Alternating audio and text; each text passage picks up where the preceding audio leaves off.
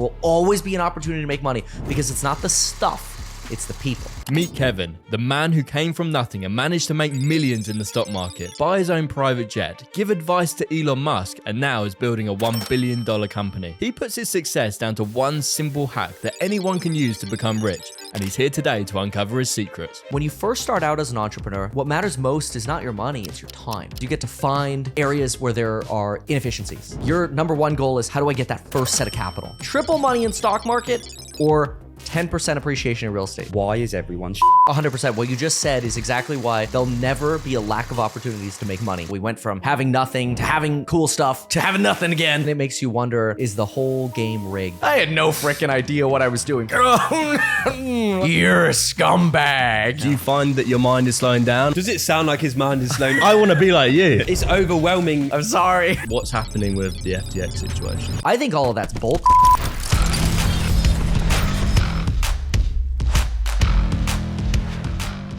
Before we get into all of that, have you ever wanted to start investing but don't know where to begin? Well, that's where today's sponsor Webull can help. They're a powerful investing app with over 40 million downloads that allow you to invest in companies from your smartphone and your desktop. Investing can be very intimidating. I know it was when I first started. That's why they have lots of educational content baked into the app, which is handy if you don't know where to start. I also find that the chart experience on the Webull app is very smooth. It's helpful as it allows you to see real-time data of your favorite stocks. Speaking about my investing journey, I actually started with something called a demo account, which allowed me to invest without using real money. Webull also offer this feature so you can put your skills to the test risk-free. Once you're ready to invest for real, I really like that they score each stock based on what professional analysts are saying. And for all of you more advanced investors out there, the charts also support analyst functions like comparison, double charts, and review to satisfy those of you who are a bit more analytical. If you sign up to Webull now, you'll receive up to 8 free stocks by depositing any amount of money you like with Webull UK.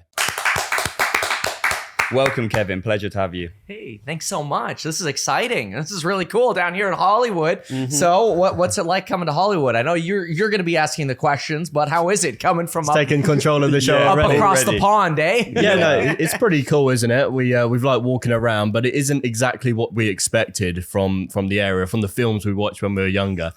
Yeah. There is that stigma, like, this is Hollywood. This is where the dreams are made. When you come, is that what it gives off? I'm not entirely sure. Do you know what? I think it's the same as anywhere, right? You have to know the areas to go to. So in every city, if someone just went to London with no knowledge of the place, they might end up in some street that isn't that nice. But if you know people here and they can direct you where to go, there's probably nice spots. So there's probably bits we haven't explored yet. Tom, I completely agree. Kevin, come to the UK with no knowledge, end up in Peckham. Yeah.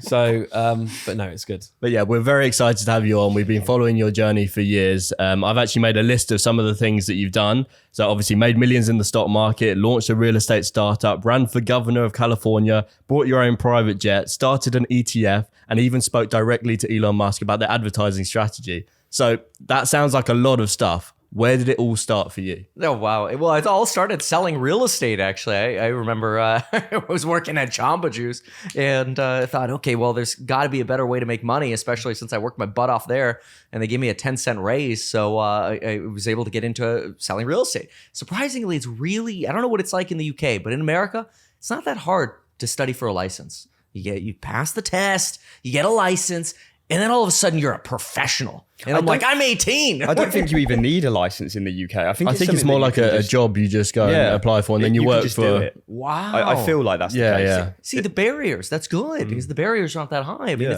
it's amazing to me. Like, you can become a licensed financial advisor, a realtor, a mortgage broker, a CPA if you want. You can do all these things. CPA may be a little bit harder out of all of those, but you can become a white collar professional so easily. Start your own business. Y'all are all about entrepreneurship. It's amazing the opportunities that are out there. And most people just won't even go for the licenses, which is dope. So I'm like, all right, let's do it. And then I'm 18 and I'm like, I'm a professional. Yeah, okay, I'll help sell your house. I had no idea. People are like, what are the schools around here? I'm like, let me find out.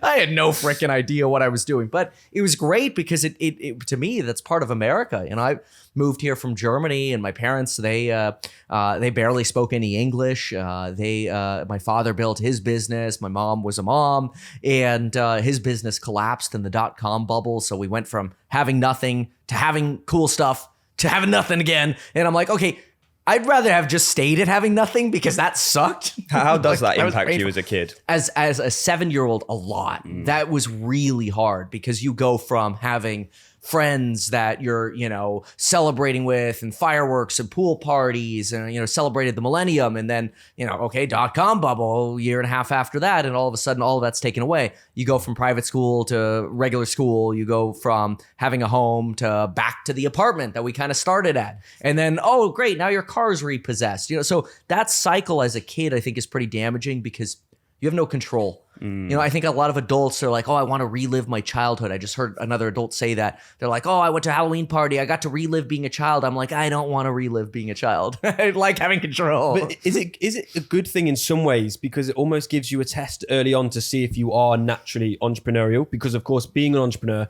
the journey is always like that. Yeah, it's so true. If you're someone that can handle those situations, maybe that gives you the sign that it is for you. That's a good point. I mean, maybe I don't know if any 7-year-old can really get through that well, but I guess it's what you make of it afterwards. And to me, it's turned into this like, I just have to keep working. So I get this really weird anxiety if I'm not working because I think, and I don't know this, but I think the inside of me is like, I'm going to go back to having my car repossessed and being that helpless child if I don't just keep working. So it definitely is impactful. So how come you decided to start all of these other businesses and not just keep pumping out YouTube? I know you do a lot of YouTube videos still, but during the pandemic, you were doing like 7 or 8 a day, and now it's more like 1 a day. Right. So this keep working mentality, how come you're now branching out to these other businesses and not just sticking with what worked before? Yeah, well, I think what works changes over time. And I think that's important for entrepreneurs to consider is if we do the same thing all the time, it's hard to keep growing and sometimes even just sustain.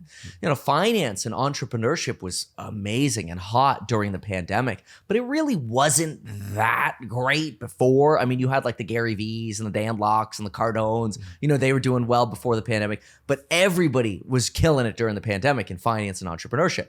Now you have a little bit of a slowdown. So it's a cycle, right? Like you'd mentioned, it's the ups and downs. And so for me, I look at, okay, well, let's take what we've created and expand that to where we think there are other opportunities to make money, whether it's a real estate startup or, the ETF world or brokerage world or whatever. So I'm like, sign me up for more licenses. I think I got 4 more tests between now and 5 weeks from now. So I'm like on my way over here. I put a little magnet, or it's a suction cup on the windshield. You shouldn't do that. They'll pull you over in California. I do anyway. Anyway, I put a suction cup on the windshield and my phone, and I just play the little video lectures of studying for this Series 24 test I'm taking or whatever. So do you need that to do the ETF and the real estate startup? Or is it something you're taking a precaution just in case in the future they require more like stuff like that? It's tricky because what we're trying to do with the high level overview, real estate company, buy real estate, hold it, manage it. So basically rent out to tenants, buy crap that's like a burned down house or a moldy house, fix it up, rent it out to folks. Well, in the future, what we want to do is sell the ownership of those properties through funds. So basically, like where somebody watching your show could be like, I want to invest in a portfolio of all those properties.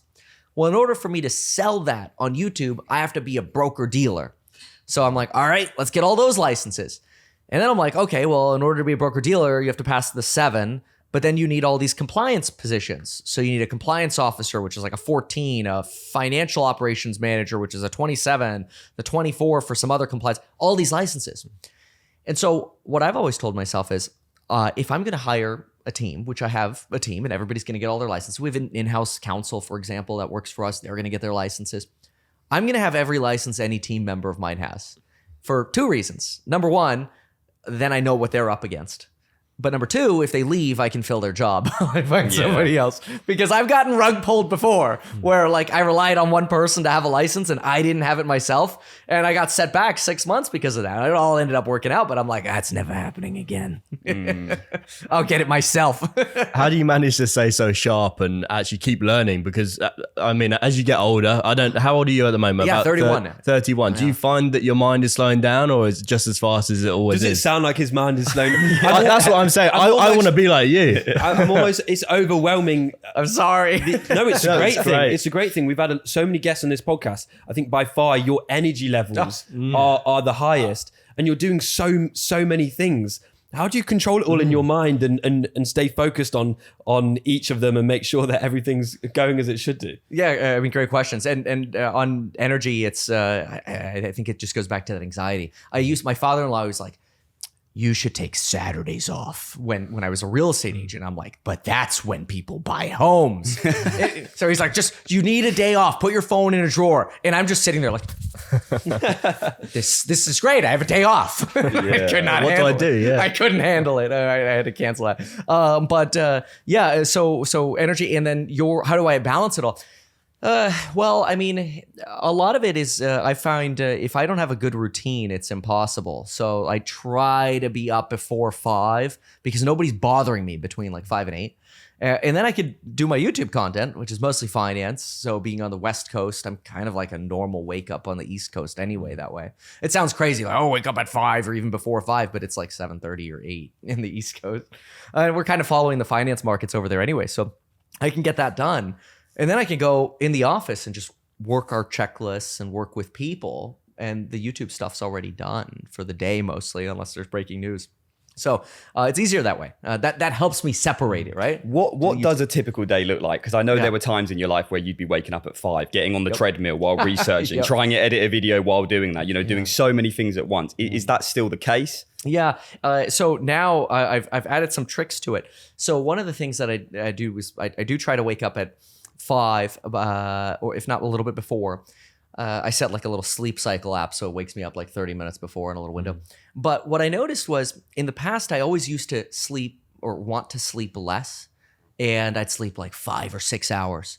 And now I've realized anything I do during the day suffers if I don't sleep at least 7 hours. And then I started tracking what I was doing during the day. And I'm like, man, there's so many efficiencies here and there and there that I could have that I don't have. And so I'll give you a couple examples. Everybody gets tired by the second half of the day. So now I will run like a 30 to 40 minute run right around lunchtime in like the hot sun. So that'll be sort of my lunch break is I'll go on a run. And then afterwards I'll shower. And then I always end it kind of like on the colder, like I'm not like an ice cold shower kind of, but I end it a little colder. And it just wakes me up for the second half. So that made me a lot more efficient for the second half. That helped. And another thing that's really practical that's helped a lot is I cut out the scrolling apps. Any app on my phone that I could scroll on, I got rid of. So as much as I love watching them, if I walk around working, I don't work when I have those. Because it's like you go to the bathroom and all of a sudden it's like, wait, I was in there for 30 minutes. What? And you're just like on TikTok and scrolling and scrolling. No, I'll still watch that like when I sit down on a computer, but I try to do it on a computer. Last thing would be checklists. And I just started this. I got like a laminator for $29. I take a piece of paper and I shove it in and it laminates. It's great. But I'll wake up in the morning and I'll look at my little morning checklist. Do this. And it's been surprisingly functional because I'll find during the day, I'm like, I got to get something done. I got to write an offer on a property or whatever. You open up your phone, software update or email is not logged in or all this bull crap that slows you down. Now I have that on my checklist to check it in the morning or at night. So it's done for the next day. Do you start it with small wins? Because I've heard a lot of people say that if you just wake up and have a few small wins in the morning, then that sets your day up for success. I think that checklist is a perfect way to feel like you have a win. Yeah. Because now I wake up and I have this little laminated piece of paper and I'm like, all right. And it's like, it can be stupid stuff. It's like, put my watch on the charger because I wear it when I sleep, but I don't want it to be dead halfway through the day. So put watch on charger, brush your teeth, basic things like that. Or like I have to turn off the alarm. So when I go out to get the newspaper, I don't set the alarm off and wake up the whole family. But little things like that minimize the frustration in life. And that works really well in business too. Because if you're frustrated, you can't function. How do you manage to switch your brain off? Or maybe you don't. But when you're in bed at night, are you straight to sleep or is your mind still racing? I usually fall right asleep. So my wife, she has a hard time falling asleep. She could take like an hour to fall asleep. For me, I'll take like an iPad and I'll sit in bed. I go, all right, I'm going to read all it. I can't. I don't know. I just fall right asleep. But that's probably just everyone's different. I don't know. Yeah, I wish I had that. So when you were on the come up, did you have a wife at that point? And how would you say that, entrepreneurs nowadays can balance having a wife or a relationship and building an empire at the same time? Yeah, I mean, for me, I met Lauren when I was 16 years old in high school, so she's been with me the whole time.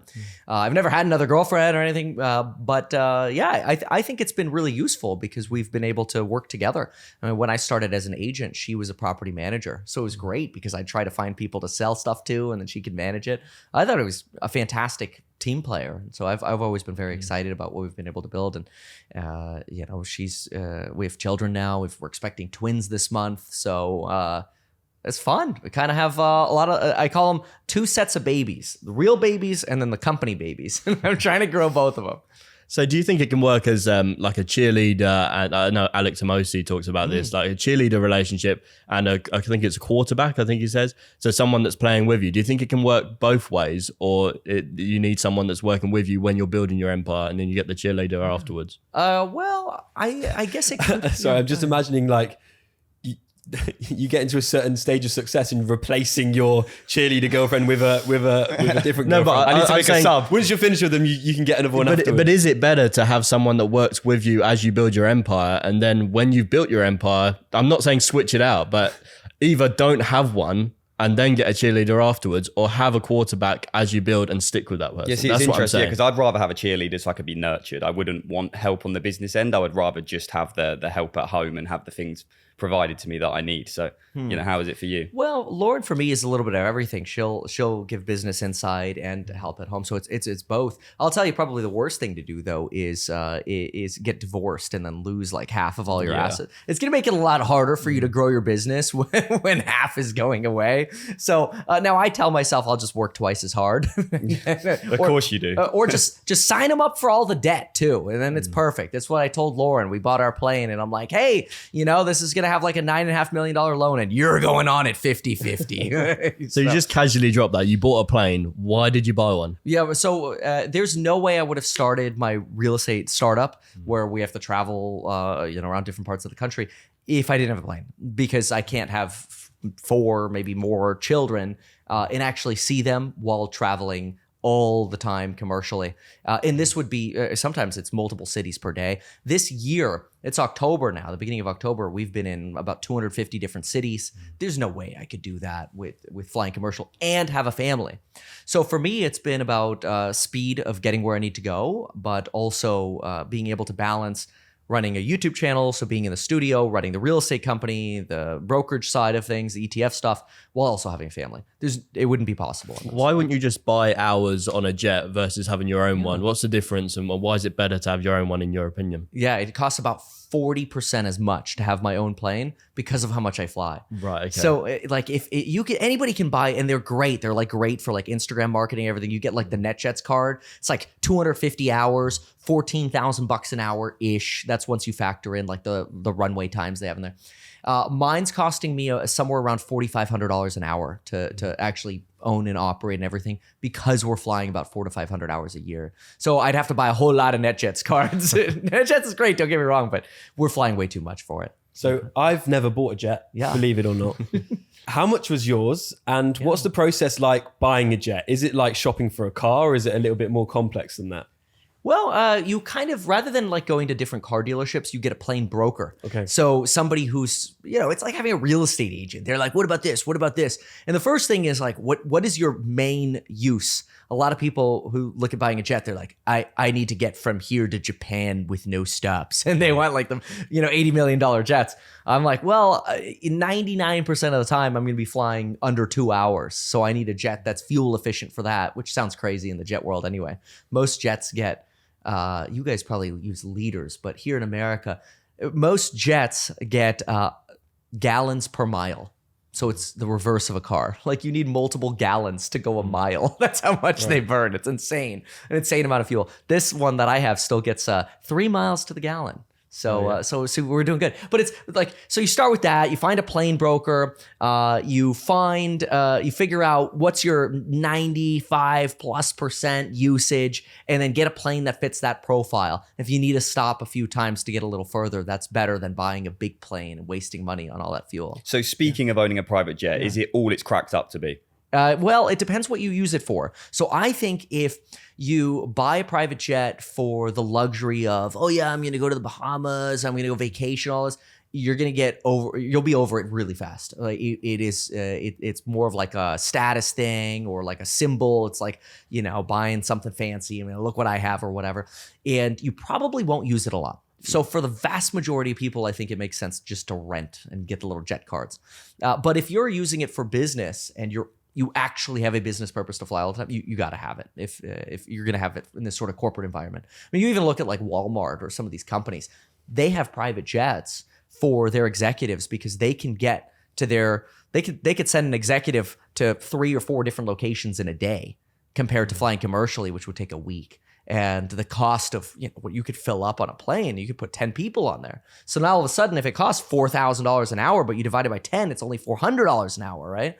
So the economics of a plane are really incredible for certain business purposes, but I'd say it's only like 1% of jet buyers are actually doing it right.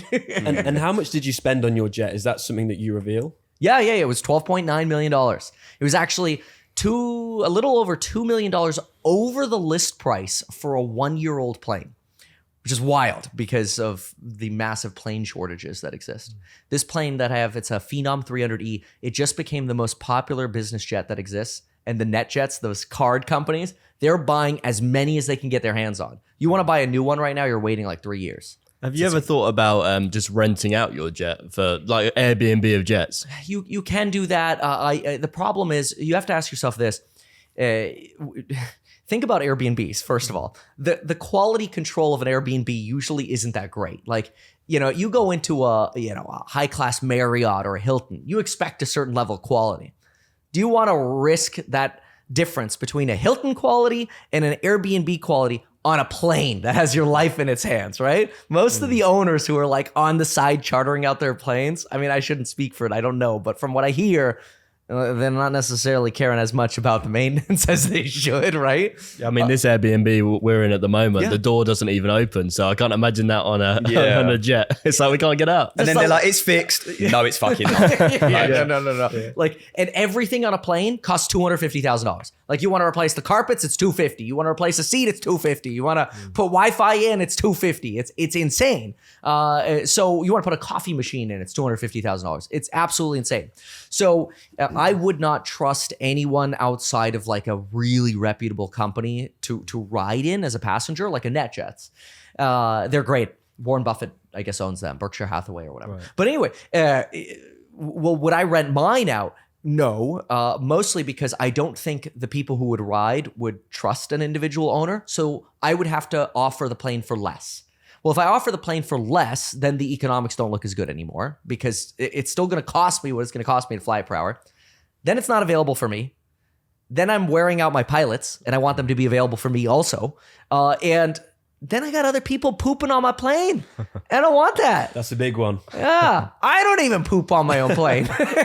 We saved that for the stop. How does it work in terms of like pilots? So do you have a pilot that's on payroll 24/7 or 2. Is there a few? So that you have 2 pilots that you pay all year, whether you use it or not? Yeah, that's why the crazy thing about owning a plane is the most expensive part about owning a plane is owning a plane, which means like it's sitting there doing nothing. So right now, I told the pilots, look, I got 4 tests. I'm not flying for the next 2 weeks. And they're like, getting paid anyway. And I'm, paying $100K for 2 weeks for that sucker just sitting there not flying. So in that time, would they go and work for someone else or they are literally just doing nothing? I mean, theoretically they could, but they get paid enough to probably not have to go work for somebody else. So sure, anybody can. So why are all pilots not doing that? Why fly the EasyJet if you could be doing that and having days off and living this dream life? Why are all pilots not aspiring to be your pilot? Well, I think there's a balance of everything because sometimes we're flying 5-6 days a week.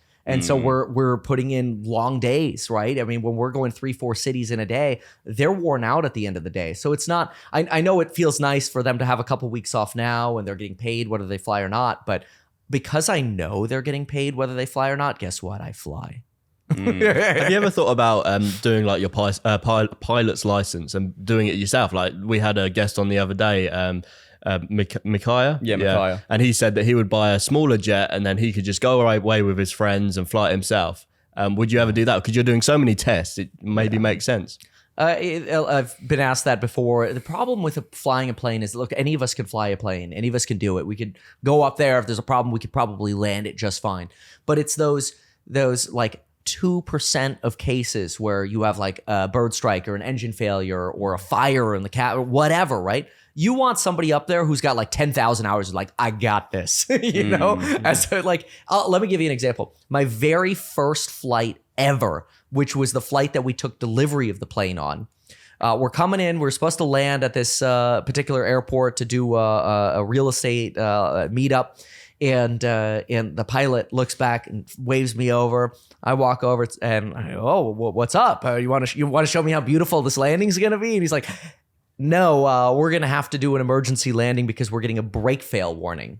Really? The plane. So when I shook the owner's hand to buy this plane, he's like, I'm going to do you a favor. I'm not going to fly it anymore for the next year or the next month, because he didn't want to put hours on it. And he's like, I'm not going to mess anything up. Like, I'm going to keep it safe and clean for you in the hangar. Well, the problem was this was in a part of Texas where they had violent changes in temperatures. So they were all like, one day they're 20 degrees, so below freezing. The next day they're like 90 degrees. Well, this screwed up one of the brake valves on the plane, which you kind of need a brake valve. Anyway, got stuck. We had to use the emergency brake. There's always two of everything on a plane, fortunately. The emergency brake worked. But I mean, you've got fire trucks around you and everything because they're like, oh my gosh, this is full emergency landing. That was my first wake up to airplane ownership. But what was interesting about it was I wasn't nervous at all, because that guy, he's like this combat Marine pilot, and he's like, I got this. This is what's going to happen. You're going to see fire trucks. Don't worry about it. We're going to use the emergency brake. We're going to fly to a different airport that's longer. And he's got like this whole like checklist. And I'm like, sounds good, man. I'm going to go have a shot of vodka now. So yeah. I don't want to be in that situation. Could I do it? Yeah. But then think about it this way. The plane sitting there cost me $1.9 million a year doing nothing with the salaries and everything. What am I going to get that down if I cut one of the pilot salaries out? What, to 1.7? So I'm shaving off 10%. It doesn't make sense. It's not worth my life or my family's life. So a lot of our audience may be looking at buying a plane or a jet, but more of them are probably on that other side of the scale where they're interested in getting into this game. What would your advice be for someone that wants to get into business and entrepreneurship? Yeah, the biggest thing is asking yourself every day, how can you provide more value?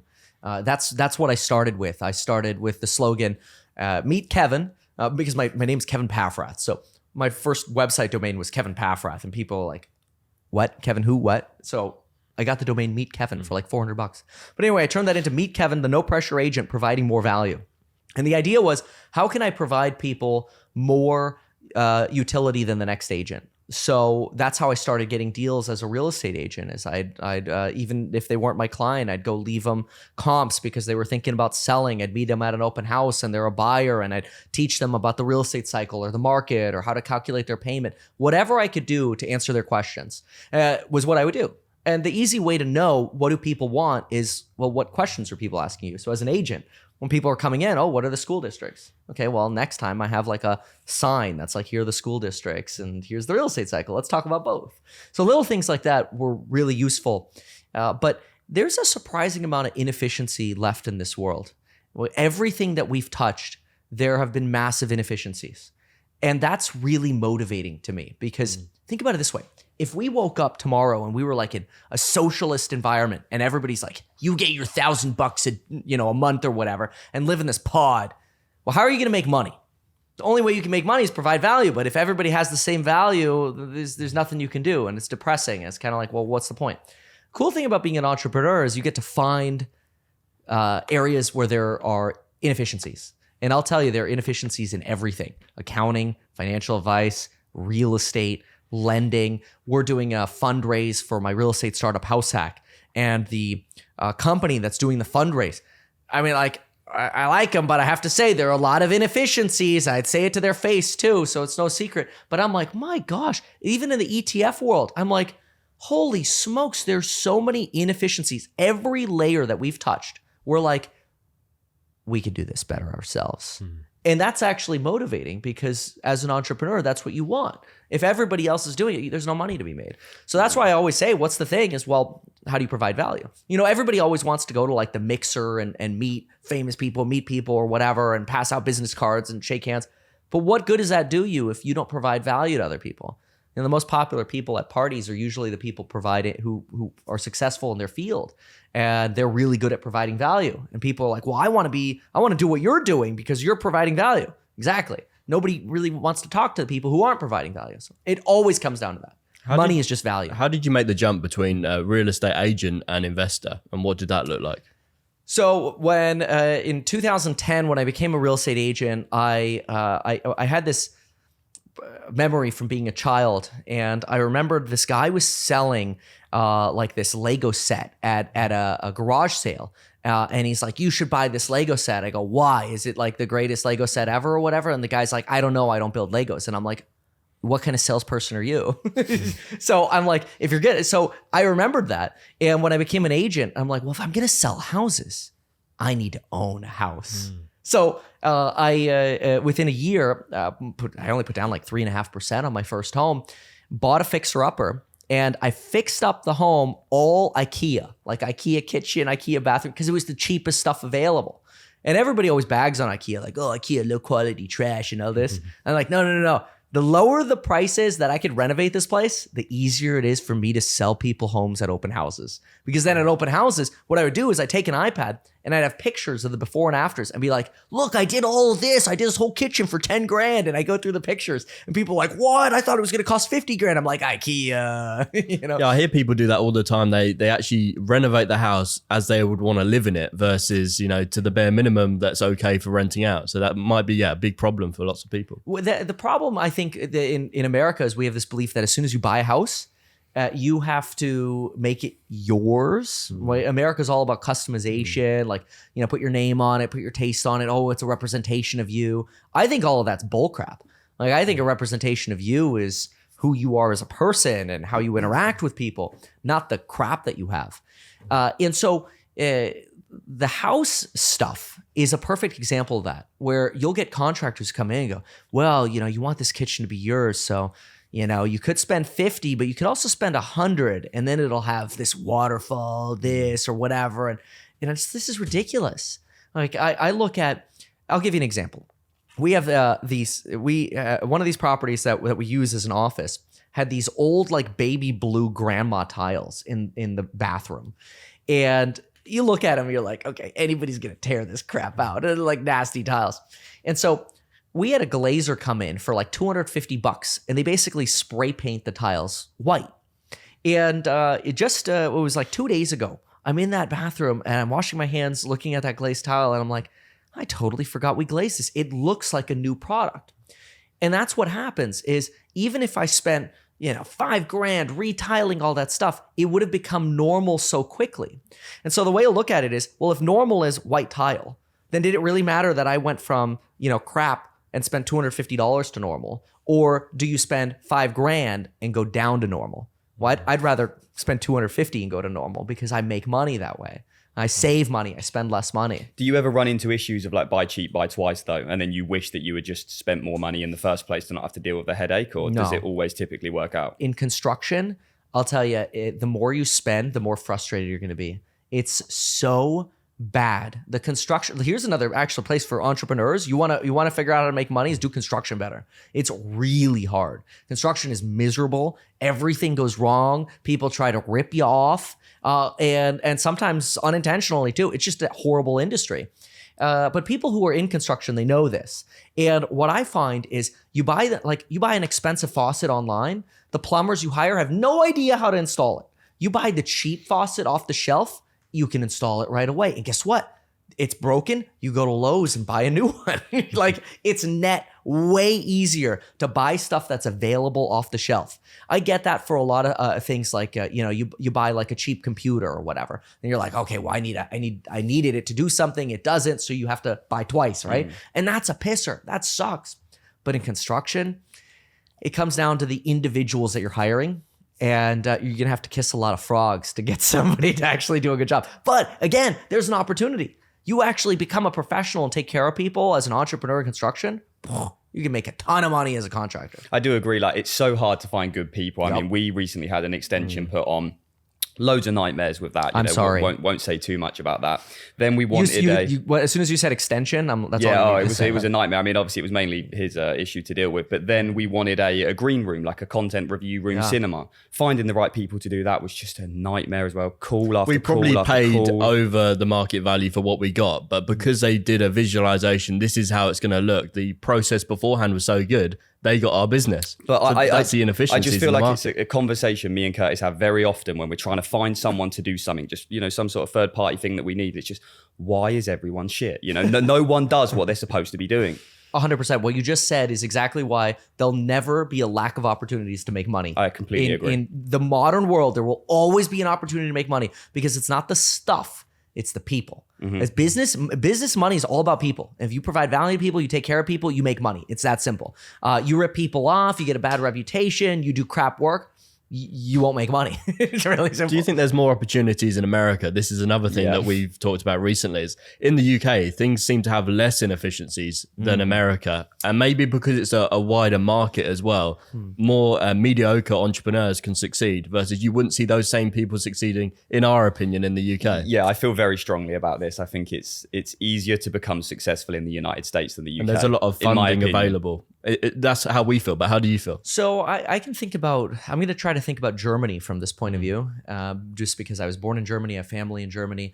I don't think I could do a fraction of what I've done here in Germany. Yeah. I think you have a tighter regulation. It's harder to get those licenses I was talking about, probably less inefficiencies because everything's a little bit more socialized in Europe. So you're more in that direction. You're still very capitalistic, like cowboy in America. You look at somebody like Elon Musk. I don't know that he would really do well if he started in Europe because the regulations are so tight. You don't actually reward that cowboyism. I'll give you an example. Here, Tesla just got in trouble for putting in the wiggle remover for certain cars or whatever, which is like, hey, if you're driving on autopilot, you need to touch the wheel every so often. They put some code in that removed that. Well, that's like against the law. That's like a cowboy thing to do. Like, how could you do that? Well, so you don't have to touch the steering wheel at all and it would just drive. Exactly. I wish I had that on mine. Everybody does, yeah. But it was called like Elon mode because it was only for some people, but the code was probably available to others as well. So the regulators here in America, they're like, how could you do this? But what did you learn from doing that? It's almost kind of like, oh, this is interesting. Like, is that actually better? Because as a Tesla driver, I kind of think the nag is annoying and it's stupid and it does no good. So I actually think that kind of regulator mindset is very kind of break the rules a little and we'll work with you. Like that's America, right? You break a little bit of stuff, just don't go extreme and like we'll work with you. In Europe, no way, man. You'd get blacklisted. So easier in America for sure. Because could you say the same thing for like maybe Uber? I know that they had a lot of lawsuits when they were starting out, but it's like, right, start in America, I presume, grow it really big. And then when we run into these problems, we've got the cash and the funding to deal with the lawsuits and everything will fold and, adapt around us. Whereas if you were to start that in the UK, I just don't think you would even get there. Well, 100%, especially y'all in the UK with the taxi rules y'all have. I mean, to become a taxi driver here in America compared to the UK or Germany, it's like a world of a difference. But 100%. That's another thing to think about. And I think back to the beginning of what y'all said is like, well, how do you do all these different things? For me, I look at YouTube as, first real estate gave me a good net worth because I was able to buy real estate. I became a millionaire from buying good deals. So then I took that money and I'm like, I'm going to go all in on YouTube. And I built out this studio and everything, which was great because I finished that right before the pandemic. And then the pandemic hit and everybody's watching YouTube. And I'm like, how convenient. That's totally lucky timing. But the capital from YouTube or from real estate and the business experience and the people experience and the presenting experience, all of that came from real estate. Because I did it all day long. Sit down with random people in a coffee shop. Okay, here's how to understand finance, right? And you're talking to totally random people all the time, just like on YouTube. But then that capital from YouTube is now going into making it easier for us to do our real estate startup or to buy a plane or to do the broker-dealer stuff we're doing. Life gets a lot easier, or the business opportunities get easier when you have capital. So as an entrepreneur, when you get started, your number one goal is, how do I get that first set of capital? For some people, actually, and it's frustrating when sometimes when entrepreneurs hear it because they don't want to hear it. But for some people, it's you have a regular career where you get experience, you buy a house, you get some equity going, and then you use that as you're building your side hustle. Is there also a lesson in there in finding one thing at the start and going all in on that? Because obviously you're focused on loads of things, but for beginners, presumably it's important to not get distracted. Oh, 100%. It's so easy to get distracted. And that's a big problem. You really have to, even today, it sounds like I'm going in different directions. All of these things I'm doing, the real estate startup, YouTube, and the brokerage world, they're all part of one end goal that we're creating. And so it's a laser focus on that. And so people come to me and they're like, okay, well, what about this idea? What about this idea? And look, does that align with the laser? And if it doesn't, I don't want to do it. I'll do that in the future. We'll save that for if something else doesn't work or whatever. Laser focus, very important. And where does that laser point for you? Well, it'll end up probably being some kind of broker dealer that tries to turn real estate into like a Vanguard, like the institutional Vanguard, where you have 100 different funds that you can invest into, except it's like instead of like a VTI total stock market index or whatever, it's like here are your 100 different real estate funds that you can. When I was doing a bit of research, I was actually wondering, how can you get away with calling it the Vanguard of real estate? Like, yeah, so laws about that. Well, so first of all, Vanguard, the company that we're talking about, their trademark doesn't include real estate funds. Right. Okay. First of all, second of all, Vanguard can also be defined as like a group of people who are doing something new. So we're that's our primary definition of it. But it's also a goal to it's easier to model out like, hey, we want to do what they're doing in the real estate world, which is separate from their trademark anyway. So they might get mad anyway at some point, but we think based on what we read, we're okay.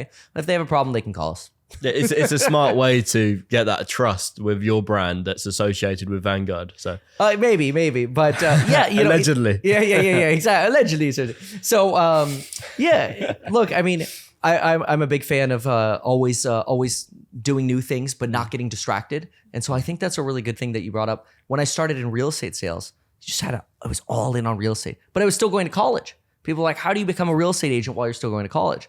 And so I looked at this, and I've been looking at this so much lately too, is if you sleep 7 hours a day, that's what, 49 hours. How many hours you got in a week? You got 168 hours in the week. 168 hours minus 49 hours of sleep. You got 119 hours. That's almost 3 40-hour-a-week jobs. People are exhausted doing one 40-hour-a-week job. So when I was going to college, it was like a 50-hour job and a 50-hour job, and then 20 for like, you got to shower and eat and like nonsense and stuff too, right?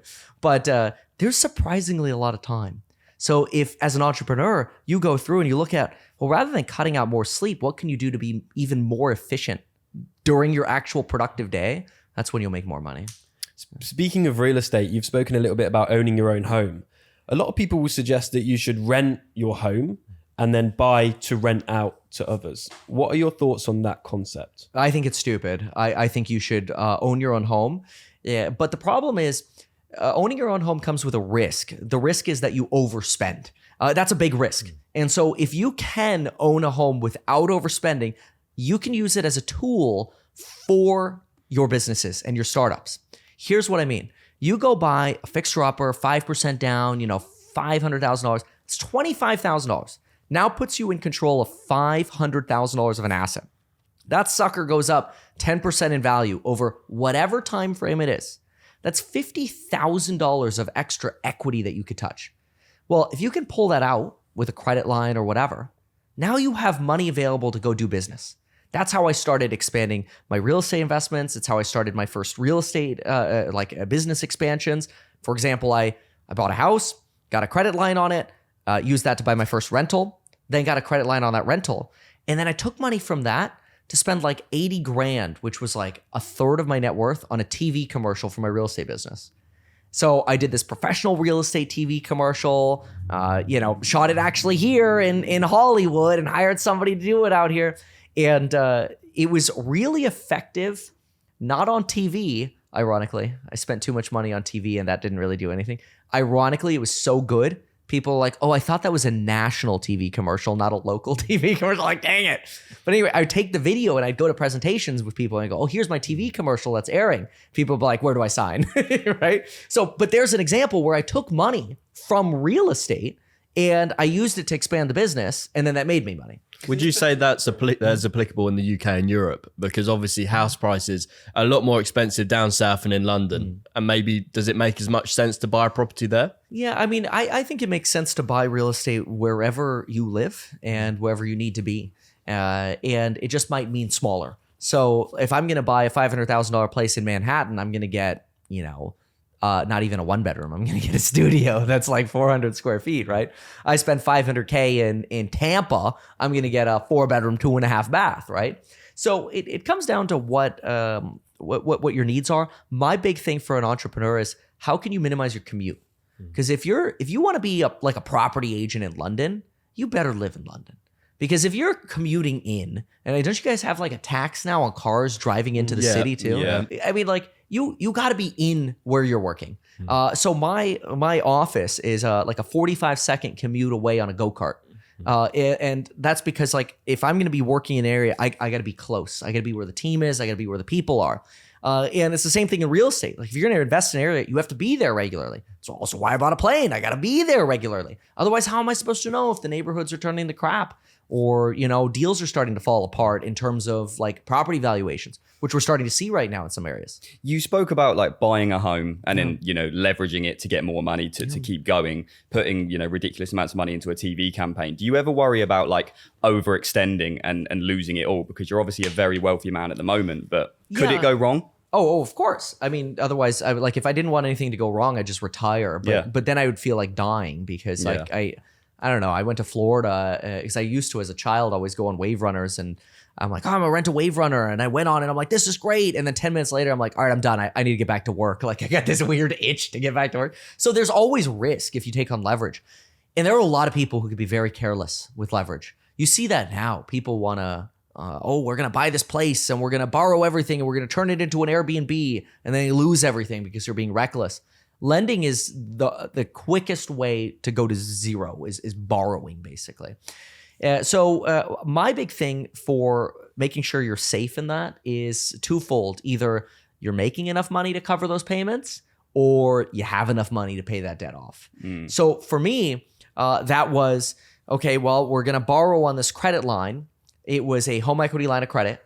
And even if I made just interest-only payments for 10 years, it would roll into a 20-year fully amortized loan. So in English, it would just pay off over 30 years. And I'm like, okay, can I make that payment? And the answer is yes. And I was confident I could make the payment. So for example, we bought our first house. The payment was $2,000. I was barely making that. And then my wife was also making an income. But we're looking at it and we're like, okay, what's the worst case scenario? Well, first of all, we were at zero. Like our net worth was like $6,000 each, maybe $9,000 each. We're like, okay, well, we're basically at zero. How do we not go bankrupt taking on a $400,000 home loan and doing all these renovations? I mean, we're spending 4x our net worth on renovating this place, and we're told there's asbestos and bad things, right? And that's scary. And so we go, well, two things. One, if we go bankrupt, we went from 9,000 to zero. It's not a big fall. Like big deal, right? You're basically at zero anyway. So there's a little bit of a luxury of being at zero because you can take a little more risk. But the second thing is we looked and go, okay, 30-year mortgage, payments $2,000 a month. Can we rent this place out for $2,000 a month? Like, can we rent out rooms and help us make the payments? What do we need? Can we sell it for a profit if we needed to because we got a good deal? All of those were true. And we're like, let's do it. Did your attitude to risk change when you had kids or when your net worth, grew? Because you got more to lose, haven't you? And now it doesn't just affect your life, it affects theirs. Yeah, no. It probably should have, but it didn't. If anything, I feel like I've taken on even more risk, which is weird, just because they're a risk too. I mean, now we're going to have 4 kids here soon. They're expensive. But I guess I have this belief that, so I'm going through all these business developments and the real estate startup, the Series 7, 63, 65, 24, 14, all these licenses. It's crazy. I guess I have this confidence that even if all of my ideas failed, I'd be able to get a job somewhere and pay the bills.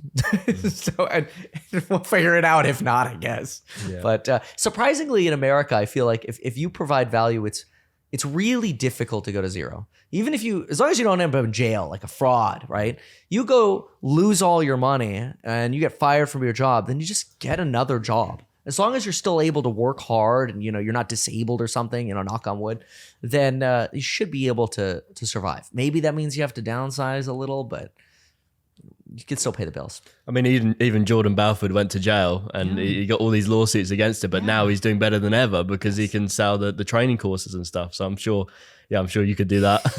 There's always something you can do. It's interesting. Jordan Belfort, I think he has to pay. So let's say he makes $1 million. I think he has to pay the first half in restitution. So he'll go from $1 million to $500K. Then he has to pay taxes, which will probably in California be like another half, right? So when he makes $1 million, he really only makes like $250. Isn't that crazy? And why is that? Because he's still got debts outstanding that he wasn't able to pay, or? I think that's the restitution from like the people who were I don't know if it was defrauded or what from the penny stock days or whatever. I think that was an agreement that he has to repay all of the money that people lost. Up to a maximum of 50% of his income.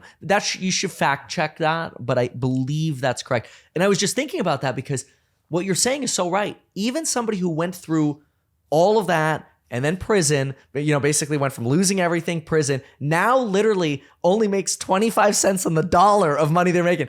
They're still living on the beach in Hermosa, okay? Like they're still doing quite okay.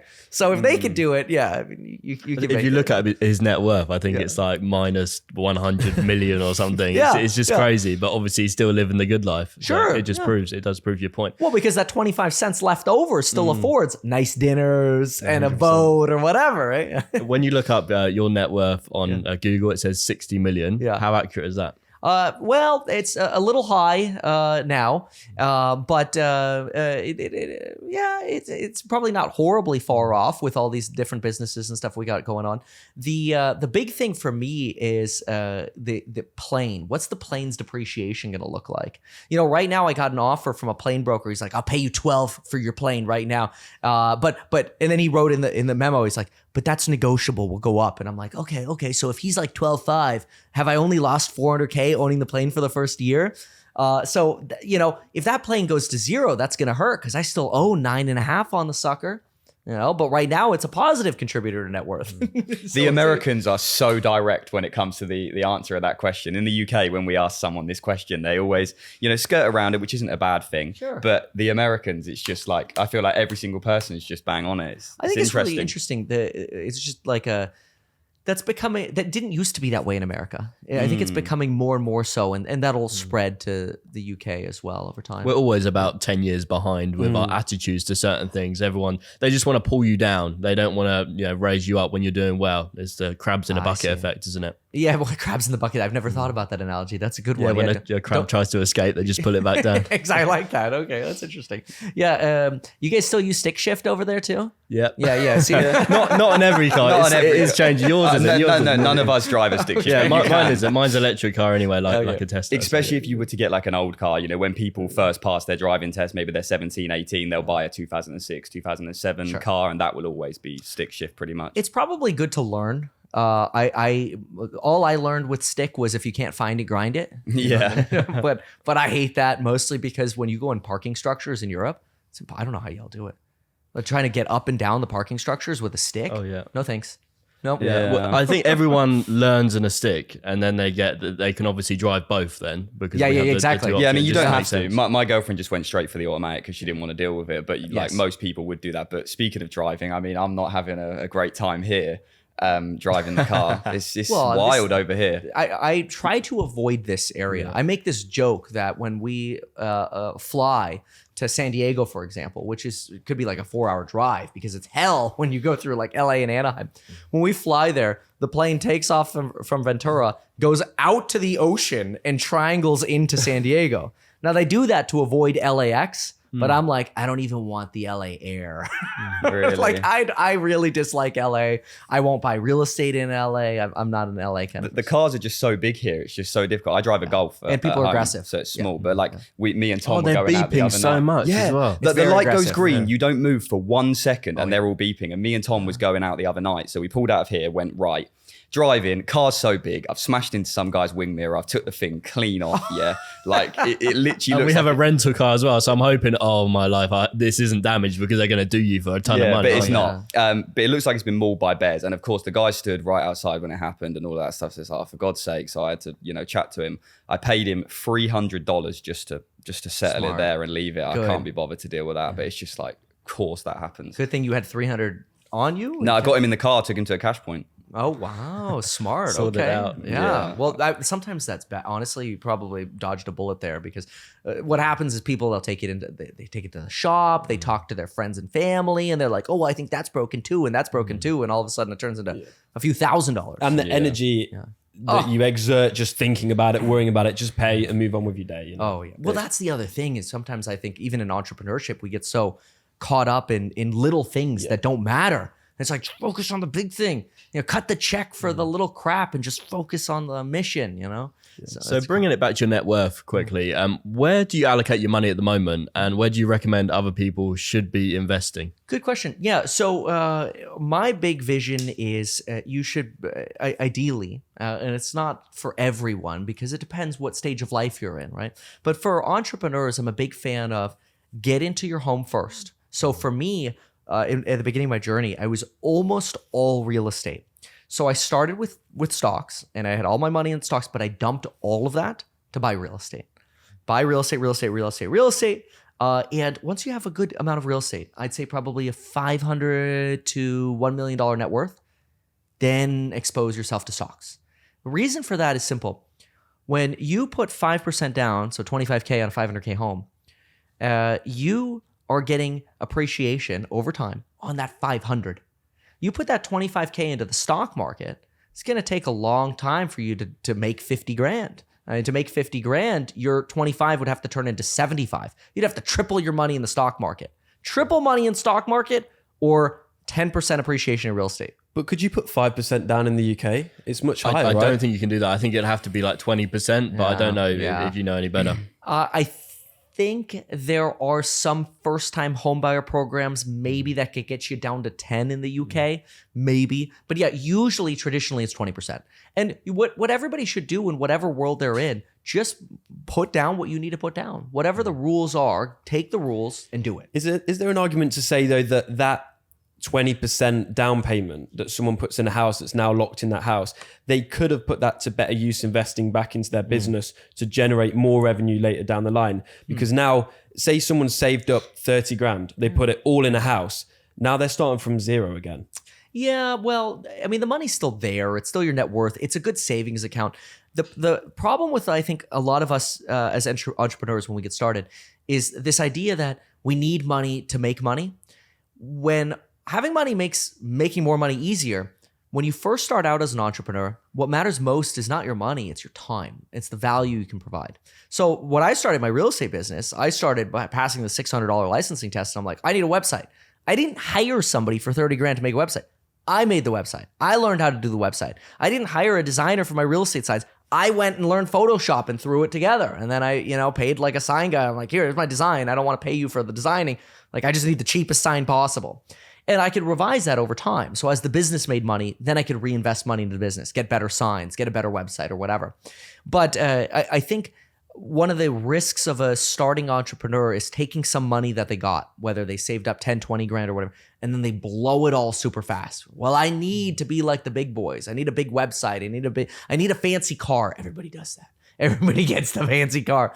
And if you have the mission of buying real estate, whether it's 20% down or whatever it is, then your focus becomes, let's make money from the business.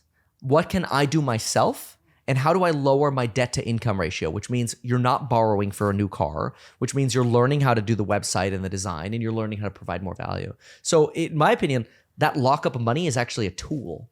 And then you get excited because hopefully after a few years, you're like, oh, I bought a good deal and you're up in money. And they're like, wait, let's do more of that. And it becomes a motivator for work. That's a good way to look at it. I've always worried about being too illiquid, investing in real estate. I've always gone with watches, stocks, and crypto. Yeah. Do you think, because I haven't got any real estate, do you think I should sell some of that stuff and buy real estate instead? is that the better move to make? I put a lot of money back into the business as well. Of course, these trips that we go on, they cost 20, 30 grand a piece just to come here with all the equipment. Yeah. Wow. Geez. Yeah, absolutely. Yeah. So, well, the real estate market's in a funny time, but usually I'm a big fan of buying real estate that's a fixer-upper, like a good deal in an area, really no matter what the market is, because you want to buy below market, and that insulates you. I'd be a big fan, like if I saw a good deal wherever you lived, and you're like, this is my neighborhood, I know all the houses here, I know which street's the best street, or you saw a good deal that came up, and like, oh, I can fix that up, or I would buy it hands down. I don't care what it would take to liquidate here, there, whatever. I personally would buy it. I don't know, obviously, the rest of your financial situation, so it's hard to address that. But I'm such a big fan of real estate from the leveraged appreciation side, but also it's a lot more liquid than we generally think. So I'll give you a couple examples on that. When the pandemic hit, the Federal Reserve came out and said, we're striking rates to zero. And everybody my whole career was always like, real estate's not liquid, real estate's not liquid. It's true. I can't turn it to cash tomorrow, right? It's going to take 30 days. So real estate's not liquid. And so rates go down to zero. And that was on a Sunday. It was some emergency meeting on a Sunday. And I called my lender who lives in my neighborhood. And I'm like, tomorrow we need to refinance everything. And so at the time we had like 8 or 9 properties. And he's like, all right, here are all the applications. And I put in all of these refinance applications because I was quick. I dodged the bullet of like 2 weeks later, everybody else and their mom wanting to start refinancing properties. So my stuff was early in the line. I got my money within about 27 days refinancing equity out of these properties. That was about $2 million. Well, that was really convenient because then it was about the beginning of April 2020 when the stock market was like at the bottom and just dumped it all into stocks. So I created liquidity pretty dang fast. The same thing could be done if you needed to sell a place. You could sell a place pretty quickly. I'd say within 45 days, you could sell it. And as long as you buy a normal property. So surprisingly, real estate can be liquid. But here's why the 30 days is actually a good thing. You're not so rash. See, with stocks or crypto, we can move it so freaking quickly. We're like, this is a good idea. Liquidate everything. And then you change your mind a week later and you're like, crap. So true. All I've ever done with stocks is make dumb decisions. Oh, you sold Tesla too early, didn't you? And then it had the big boom. Every decision is bad. What does your wife say about these things? Because I remember when you actually made a video about you doing that and then refinancing the properties. But what does she say when it's like, I've just refinanced every single property and I've got 2 million and I've thrown it into Tesla stock? Is she like, right, here we go again, Kevin? Like, is that where it went? Tesla stock then? It was Tesla. Then it was a lot of Tesla, but it was also like Carnival Cruise Lines and like stuff like that. Everything that was like in the toilet back then. Yeah, it was kind of stupid stuff. So how do you pick the best stocks though? Oh, I mean that's like an art. I don't think there's a definite way because you could. Like we do these analyses all the time. We're like, fundamentally, this is undervalued. And the sucker just keeps going straight down. This is the freaking stock market. The thing you have to keep in mind with the stock market is when even a really good stock that has a bad trend, people will just short it because the trend is their friend. So all of a sudden, so you could be the person screaming at the top of your lungs, this is the best company ever. And value goes down. Doesn't matter. Real estate's not like that. Real estate, you don't have this. It's not like they're like all these short sellers who are manipulating all the prices because of trends. There are no moving averages people trade on or care about. So you only have people buying on fundamentals, which is their monthly payment or what can I sell it for or what can I rent it for. So it's a very fundamental based market. Stocks is not. It's very trends and fundamental. So that makes it really frustrating and hard. I think as a general rule of thumb, people should probably are mostly after the pandemic under diversified. They should spread out to like some ETFs or whatever that have multiple different stocks in a segment. It takes the stress away is when you see this all day long and like the best way to know if you are under diversified is if every day you're picking up your phone like 4 times a day and you're typing in 1 or 2 ticker symbols. You're like, what's that stock doing right now? If you're doing that, you're probably under diversified. And it's totally normal. Like everybody does it. But it's like, okay, yeah, maybe nobody does that in real estate. It's so much more peaceful. Look, I'm a big fan of both. It's really rare, by the way, to have somebody who's a real estate broker also be a financial advisor. or a stockbroker, which I'm basically all three of them. Not officially a stockbroker yet, but financial advisor, yes. Real estate broker, yes. And just passed my test on stockbroker. But anyway, usually those are different worlds. The real estate agents, they're like, oh, you're going to a financial advisor? You're an idiot. And then the financial advisors are like, oh, you're going to a realtor? You're an idiot. And they're both going, that person makes commissions. They're just doing this, man. So you've actually started your own ETF. Yes. Can you tell us about that? Creating an ETF is really cool because there's some cool tax benefits in an ETF. Because I'll give you an example. To run an ETF costs like right now $500,000 a year. It's insane. And you have to have about $40 million of assets in it just to break even.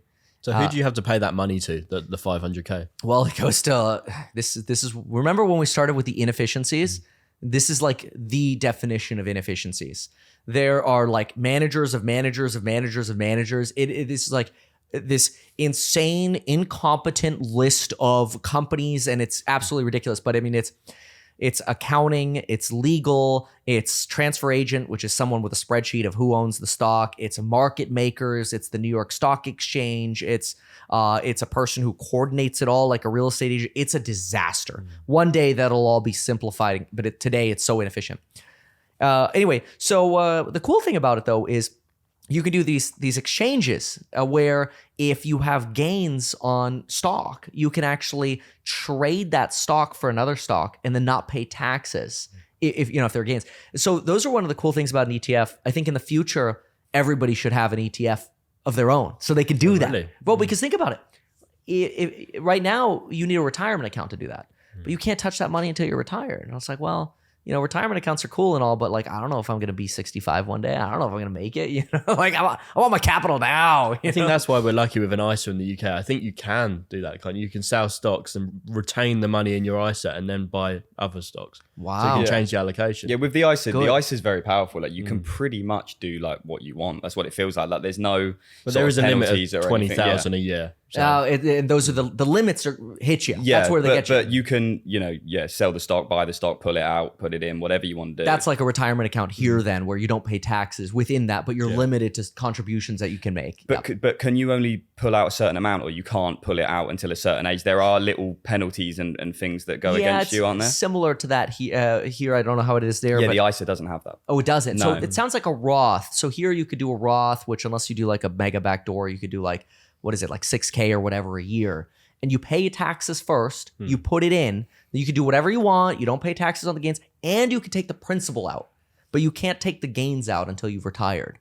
So what is this thing that you're talking about? And we can take the gains out whenever can we take want. the We can gains take out. it. Yeah, everything No out. penalties. No penalties. See, that's great. The That's only really the good. only downside to it is like Curtis mentioned, that you can only put 20K in, and then if you pull 10K out, you obviously won't get that limit back. Like you've wasted it for that year, so you would have to wait until the next tax Okay, year. so for it but to it's 20 refresh. per year. Yeah, Yeah, which is okay for most people, Well, absolutely, especially since y'all have pounds, which are, I mean, that's like 30K out here, or whatever it is. I now, mean, I would It's say getting worse. that on average, people probably aren't making 1.6K a month, and to put 20K a year in, it would have to be 1,666 a month or something like that. So it's it's a lot that you can put That's in. powerful. People can't really max that out. Yeah, that's powerful for I mean, things like that. I mean, I have to look into more of the details. I've never heard of it until now, but stuff like that, take advantage of it, especially if you could use it to take it out and buy a home or whatever, or fund your business. Great. Anytime you can avoid taxes.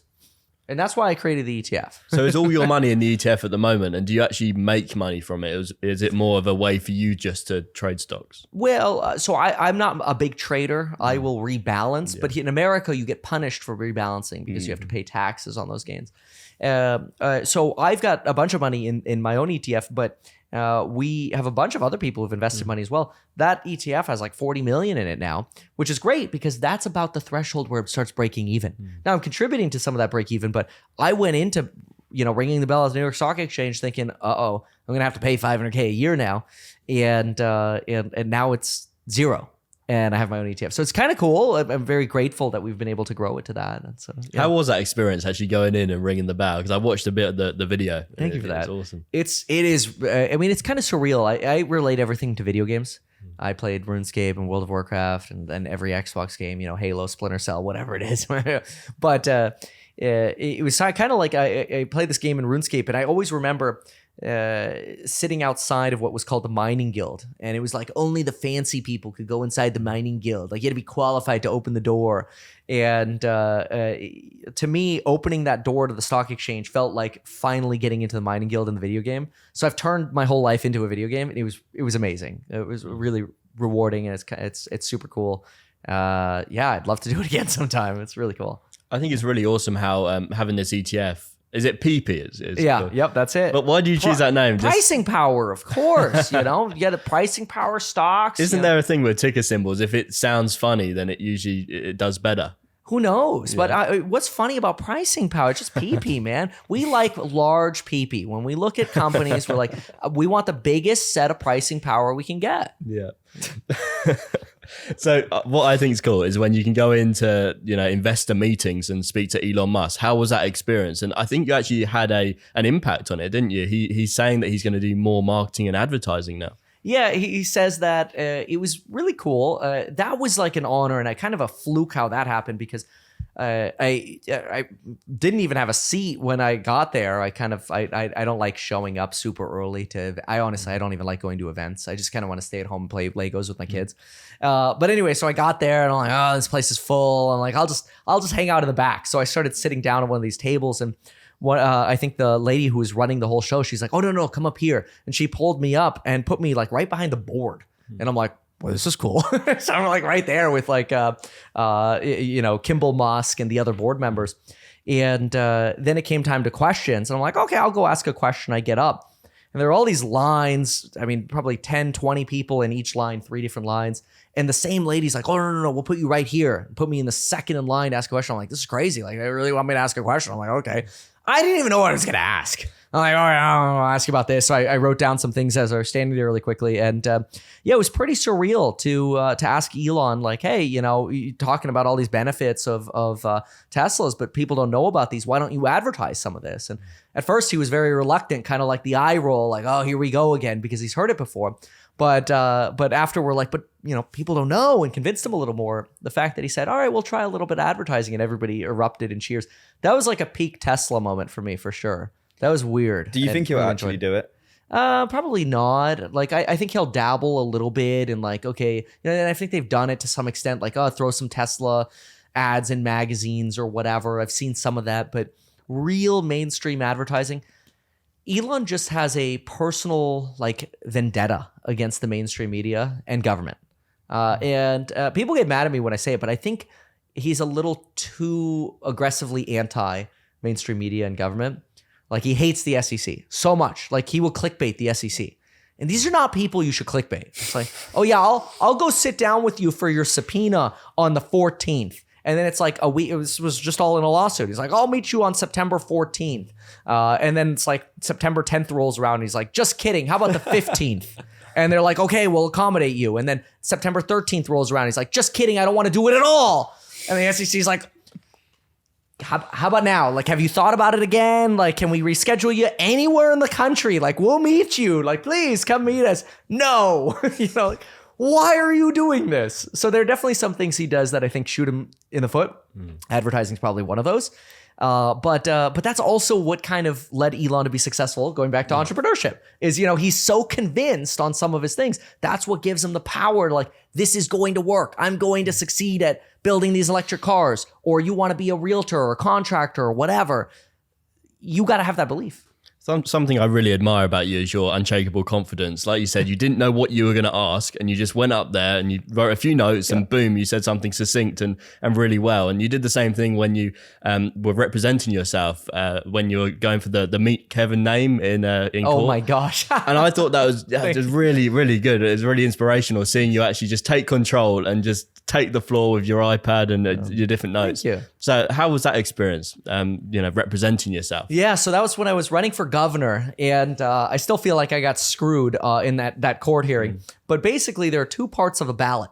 There's your name, and then there's the byline. So think about it like Donald Trump and then the Trump organization. You're not allowed to say the Trump organization below. You could say like businessman and former president. Fine. That has rules. But your name doesn't have those rules, and nicknames are allowed in there. And so my nickname's Meet Kevin. Everybody knows me as Meet Kevin. People walk up to me in the street and they're like, oh, it's Meet Kevin. So I petitioned to have Meet Kevin Paffrath in there. There were other people with nicknames on the ballot, but they're like, no, that's a business. I'm like, don't refer to. Anyway, so I'm fighting with the judge about this. But, and of course I lost because the judge, what I was told is the judges in California, they want to become federal judges.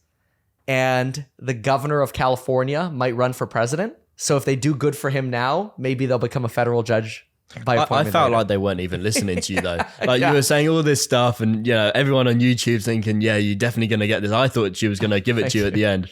But then it just felt like she was glazed over. They weren't even interested and they knew what they were going to say before you even took the stage. It did feel that way a little bit, that like the decision was already made. But I mean, that's politics for you. It's why I don't like politics, because you have no control. So why did you run for governor of California then? Because I don't know. I thought I could make a difference and I thought I had really good ideas, and the homelessness crisis was so bad and the money spending in California was so bad. Now we're in a massive deficit. The people dying on the street. I'm like, this is the time to do it, to kick this governor out.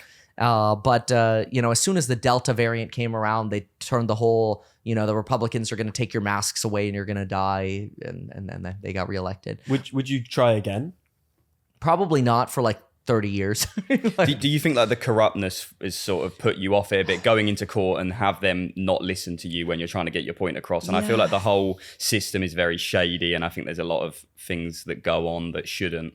I think so. I don't know if it's like blatant, like, I don't think these people wake up in the morning and they're like, I'm corrupt. I think they wake up and they're like, I'm going to do what's best for California. And they're like entitled with this opinion of, well, Kevin's not best, therefore I will rule against you. It's like this elevated, it's not corrupt, but it is kind of thing, right? So if you want to win in the Dem party in California or really probably any liberal location, you have to be like in the party. You have to be within it and rise within the ranks. Whereas in the Republican Party, you can kind of come in from the outside.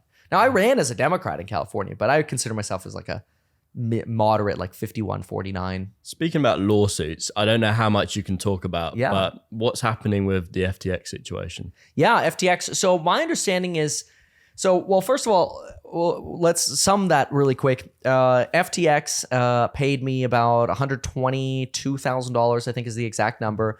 And we would do sponsored videos with them, and they had a very good platform. And so we were, just like we've been sponsored by Webull or Robinhood or whatever, we were sponsored by them, which unfortunately now is like a scar on us because like they turned out to be a big fraud.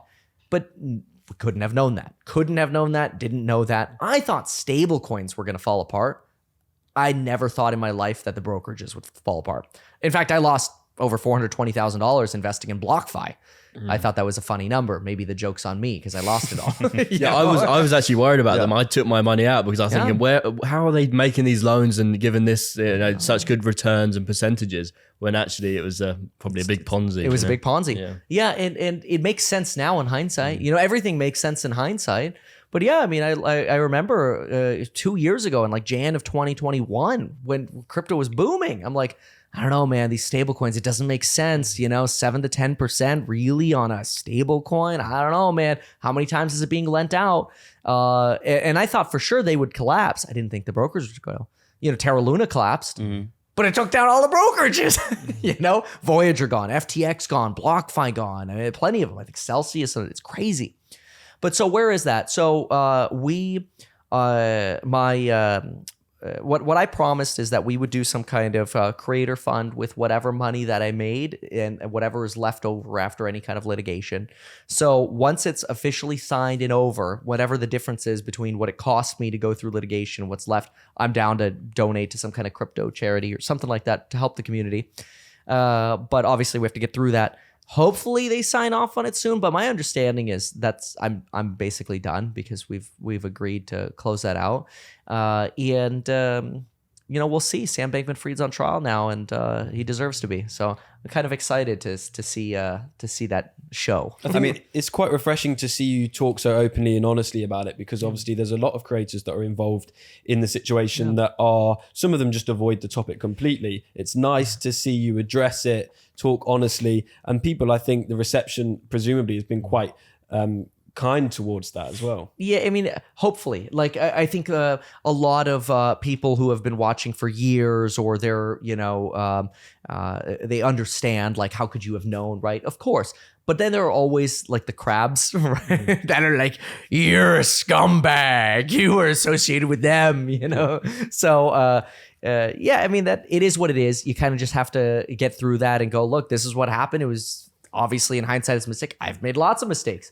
I'm sure I will keep making mistakes. I think you handled the situation very well. I would say that, like Tom said, many people didn't handle it very well. And I think that you are a force for good. And I think that your channel is very helpful to your viewers. And it was a mistake. And I also have the opinion of, like, if it's good enough for BlackRock, then it's good enough for me. Like, what more due diligence can you do than that? And then it makes you wonder, is the whole game rigged? How much due diligence is BlackRock really doing? Like, now, after FTX, right? Because going into it, I'm like you. I'm like, oh my gosh, all these huge institutions and hedge funds, they're all in this. Okay, well, I mean, they must know more than I do. That's what we think. Because they're like the suits on Wall Street. They know all. The suits on Wall Street. Anyway, they know all. Now, the more and more I sort of peel back the layers, like, oh, this is how market makers work. Oh, this is how all of this works. The more I pull back the layers, I'm like, they're just like a group of entrepreneurs just like us. They're not that different from us. They got a couple licenses and some systems in place that we don't. But beyond that, theoretically, anyone watching this could be a market maker.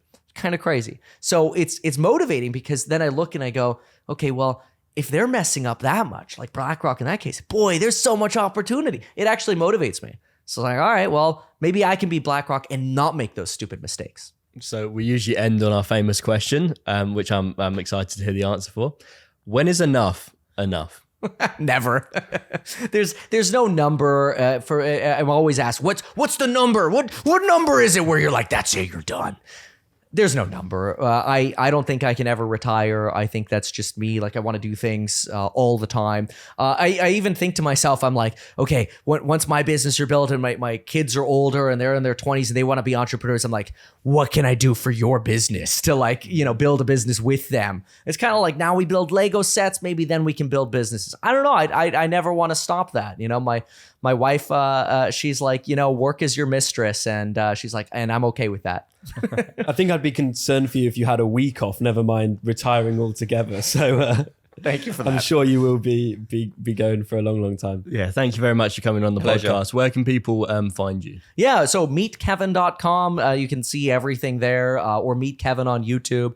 If you go to meetkevin.com, you'll see courses I have on building your wealth. My ETF is linked there. Financial advice is linked there. My real estate startup's linked there. Basically, everything's there. Or just Meet Kevin on YouTube. If you guys enjoyed it as much as us, make sure to smash that thumbs up button for the YouTube algorithm, and we will see you next Wednesday with a brand new podcast. So it's goodbye from me. And it's goodbye from all of us. Awesome. Thank you. That was really good, Kevin. Thank you.